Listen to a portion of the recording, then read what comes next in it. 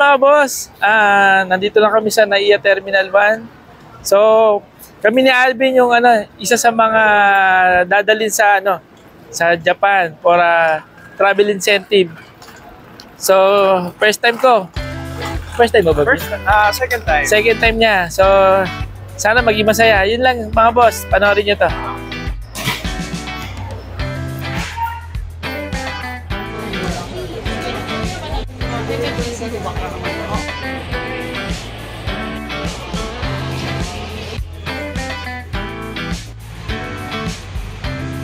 Time check, mag 6 o'clock na.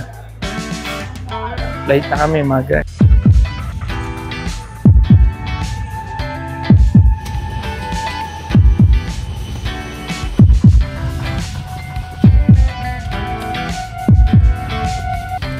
Grabe mga boss, hindi ko na naipakita sa inyo kung anong feeling ng first time, pero sobra talaga akong kinabahan. Pero ngayon, maraming salamat kay Lord at nakalanding kami ng maayos. Ngayon, papunta na kami sa hotel, nagre-ready na yung mga yan. Lahat ng yan ay kasama ko papuntang hotel dito sa Koto City. So, sana maging okay yung lakbay namin papuntang hotel. Hello! Welcome to Japan! Let's go!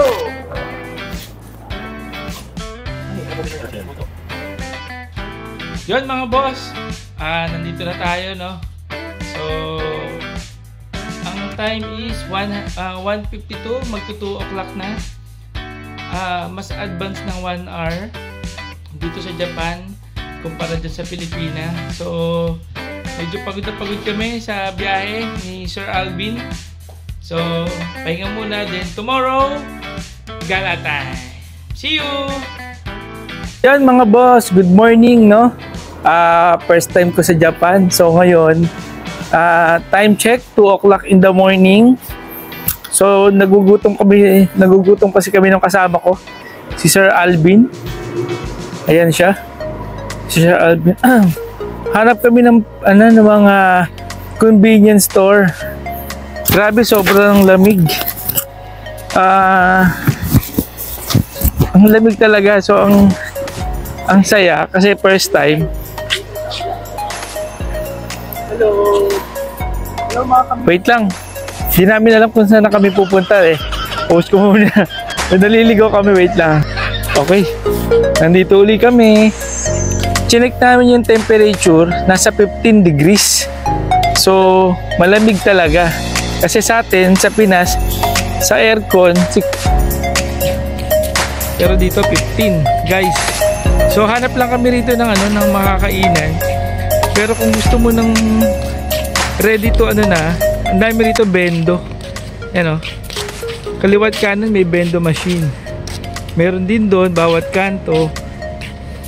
Kaya convenient dito, no? Pag nagugutom ka at nauuhaw ka, gusto mo ng refresh, ang dami. So maganda dito sa Japan, malinis. So yun lang, masasabi ko sobrang ganda. Okay. Good morning. Unang gala natin, Imperial Palace dito sa Tokyo. So ayan, biyahe na tayo mga boss. So andito na tayo sa Tokyo Bridge. Yan, ang ganda ng kanilang ilog, no? Malinis. So nandito na tayo. Ang cute ng puno nila dito, parang maliit na bonsai. So sila po yung nagagandahan nating tour guide at sila naman po yung mga kasama ko sa likod. So nandito po tayo sa famous warrior ng Tokyo. Nakasakay sa kabayo at mayroong nakasakay na babae daw yan eh. So paliwanag dito ni Ma'am Mitch, yan daw ay long time ago ang kanilang famous warrior.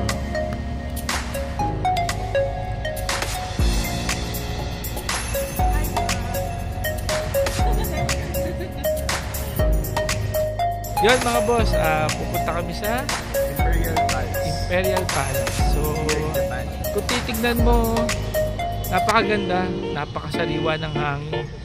Ano? Tapos para kang nasa Luneta, pero mas triple yung ganda kaysa sa Luneta. Ang dami namin guys. Nationwide kami rito ng Mitsubishi Philippines.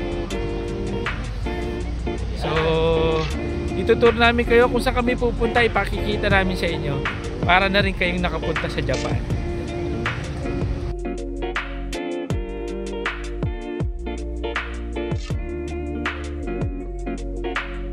Ito yung tinatawag na Imperial Palace dito sa Tokyo. Ito ang residence o main residence ng Emperor of Japan.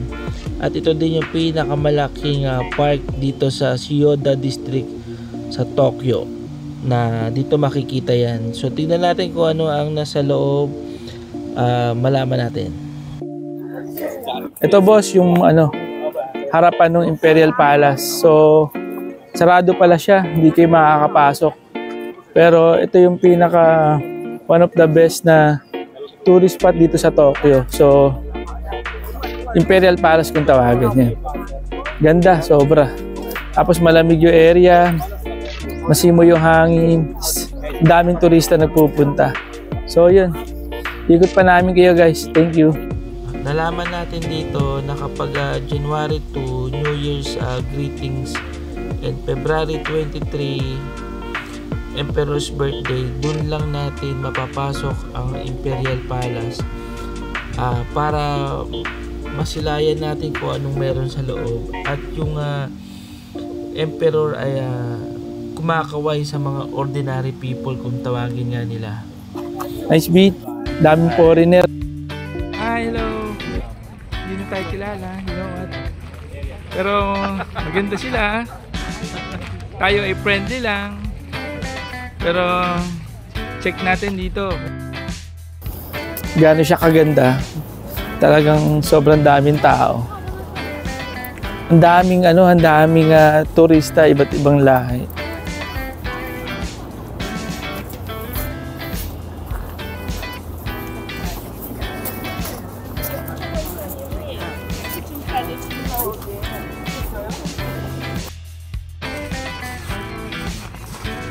Hi ma'am, how are you?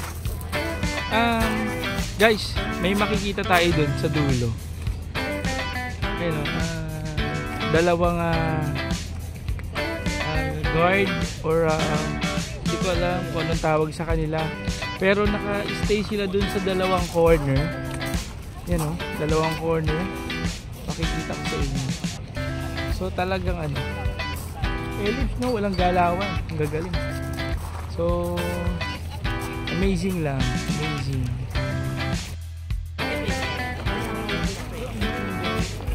Ayun mga boss, ang next namin ay Ginza. Ginza is the most expensive shopping mall dito sa Japan, Tokyo. So mamimili yung friend ko tingnan natin kung magkano yung magagastos niya. Pero bibili daw siya ng bag 4,000 to 5,000 yen. Check natin kung ano yung meron doon. Mama mo ka isa under JTV. Si Ma'am Momoka ang aming tour sa Mitsubishi Big Motors. Yan. Hi ma'am. Enjoy. So next namin Ginza. Ginza is waiting with Alvin shopping. Shopping siya. Tingnan natin kung magkano yung magagastos niya. Kasi wala daw siyang dalang bag, wala siyang dalang gamit. Sarili lang niya yung dinala niya sa Japan. Kaya mamimili siya. So guys, panoorin niyo po ang aking kaibigan na si Alvin. Section, the center of Ginza. And don't you forget, please go straight, go down the street, and turn left. You can find Don Quixote. Yes, go straight and turn left.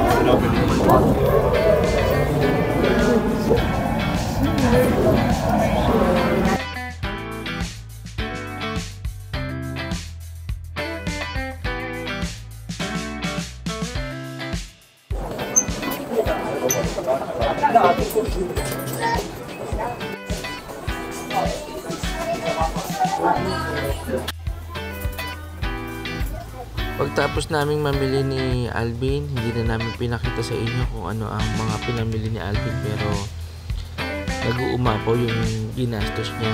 After namin sa Don Quixote, after diretso na kami sa Diver City.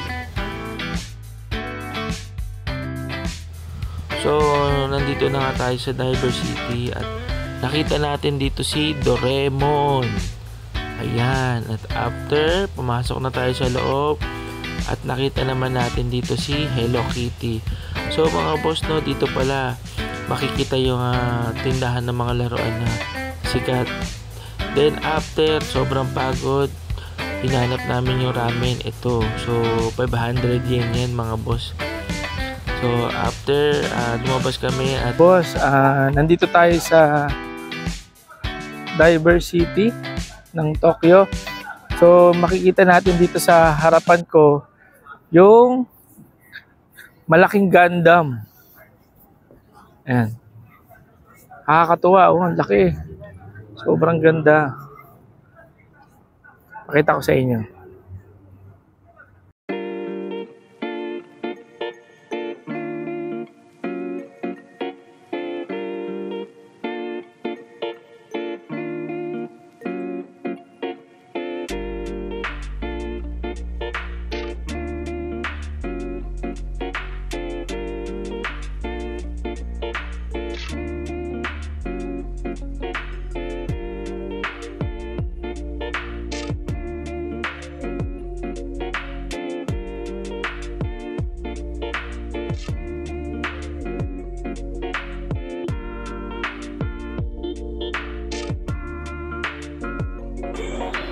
Guys, palabas na kami ng Diver City. Nakapag-shopping kami ni Alvin. Nakabila ako ng dalawang shoes, Adidas, isang pang babae at pang lalaki. Para kay wife, then sa akin. Si Alvin din nakabili siya. So, ang mura lang niya kapag dito ka bumili. Kasi ito, dalawang shoes na Adidas original. Siyempre wala naman peke sa Japan. Isang lapad lang siya, dalawa na. Actually 9.7 nga lang. Yung kay Alvin, isang lapad lang din, lakos pa. So, not bad. So, lalabas na kami. So, the end na po ang ating part 1. See you tomorrow. Ang day 1 natin, nagtatapos na po. Bye-bye!